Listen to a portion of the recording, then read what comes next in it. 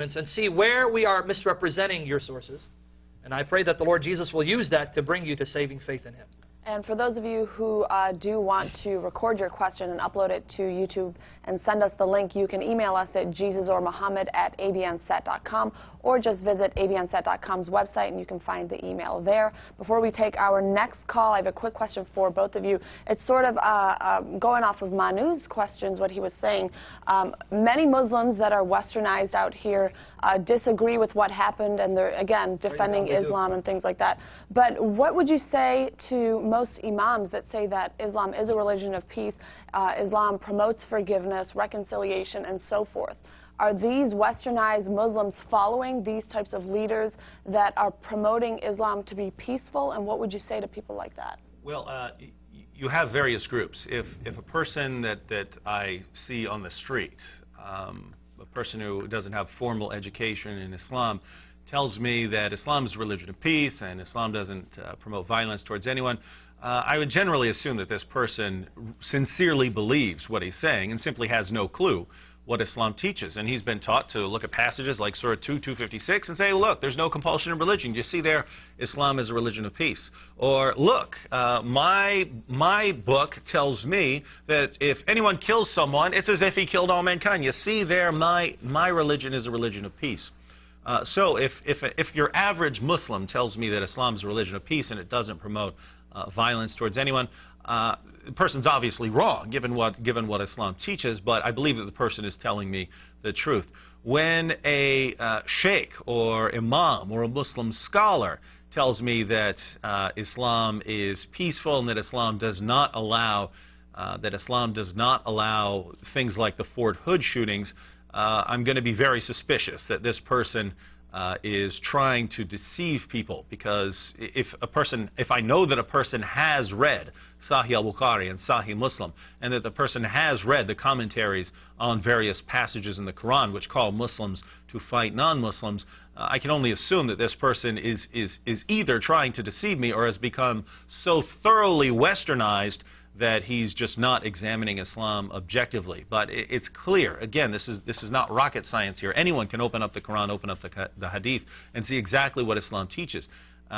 So if anyone says that it teaches something else, there's something going on. Either the person is not familiar with the texts, or the person is thoroughly westernized, they're seeing everything through Western lenses, or the person is just outright trying to deceive us. All right, make sure you call us in the studio. We're live on ABN 248-416-1300. If you don't get through to the first show, stay tuned at 10:30. Pastor Joseph, Sam, and David will all be here to answer your questions live on ABN. Let's take our next call. You're live with Jesus or Muhammad. Hello, welcome to the show. Hello? Yes, hi, how are you? Hi. Good, how are you? Good. This is Tijani from Georgia. What's your name? Hello? Yeah, what's your name? Tijani? Hey, how are you, friend? How are you, Tijani? We thought you were the previous caller. That was Manu. No. I'm just calling from Atlanta. How are you, friend?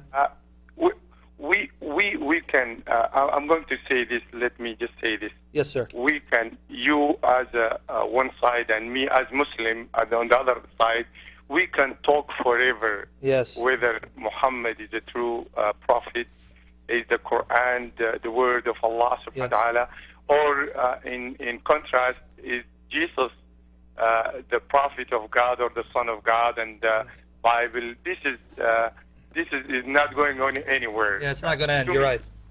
I'm sorry? It's not going to end. You're right. Until the Lord comes. It's not. And the way, guys, you present yourself here to put I heard David, if I'm not wrong, he said the Muslim, they just get into jet in 9/11. Yes, some Muslims, 17 of them, I heard in the news, CNN, they did that. Was that wrong? Absolutely. Is all the Muslims like that? Absolutely not. Okay, yes, exactly. If we want to do that, I think there is a lot of Muslims, they have a lot of information. As a matter of fact, there is a Christian lady who visits us in our masjid, in our mosque, and she asked the imam there about 9/11 and stuff like that, and he answered her very honestly. She believed him, and she told us a very good piece of information. Maybe we should know it, but we didn't ignore it because we don't want to argue with our fellow Christians and Jewish and all the other religion. She said, was Hitler Christian?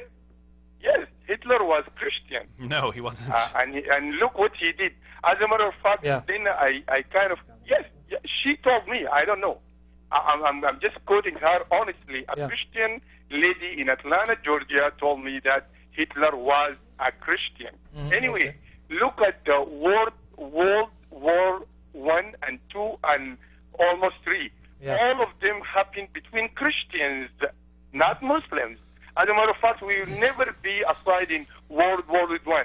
If you want to mix the politics with religion, then you are not winning here. Because I heard Bush told us in the news that Jesus told him to invade Iraq. Tijani. How about that? This is Jesus Christ. Tijani. 1 million. No. Let me finish. Well, you made several assertions, Tijani. I'm not making any. No, actually, you are. I need to address them because we have to have a dialogue, not a monologue. So let's address what you just said.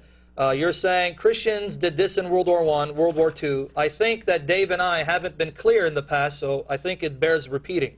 We know that Christians have done a lot of bad and awful things. Yet, as we've been consistently saying and asking, can you show me anywhere in the New Testament where Jesus commands these atrocities that so-called Christians committed? You can't. However, if I look at Islamic history and I see what Muhammad taught and I see what the Quran taught, when you say we're mixing politics with religion, that's what your prophet did. That's what the companions of the prophet did. That's what Muslims did together. If we look at the history of Christianity, you will not find the apostles, the companions of Christ, taking swords and killing each other. That's what we find the companions of Muhammad doing. We find the very companions who are supposed to be the best Muslims turning against each other and killing each other. Even the wife of Muhammad went to war with Ali, who was supposed to be her stepson, right? Or I'm sorry, not stepson, but who's supposedly the first cousin of Muhammad, as well as Muhammad's son-in-law. So when I look at Islamic history, I see that your prophet failed to make a distinction between politics and religion.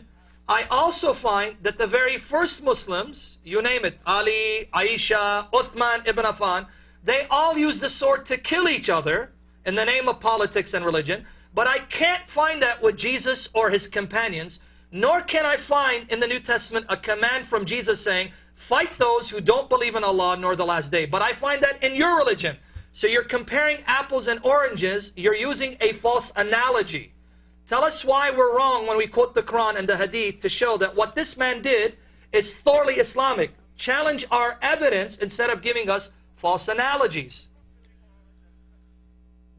Yes, I just like to add, he seemed to suggest that I said all Muslims agree with 9/11. I don't know how many times we have to say this on this program, every program.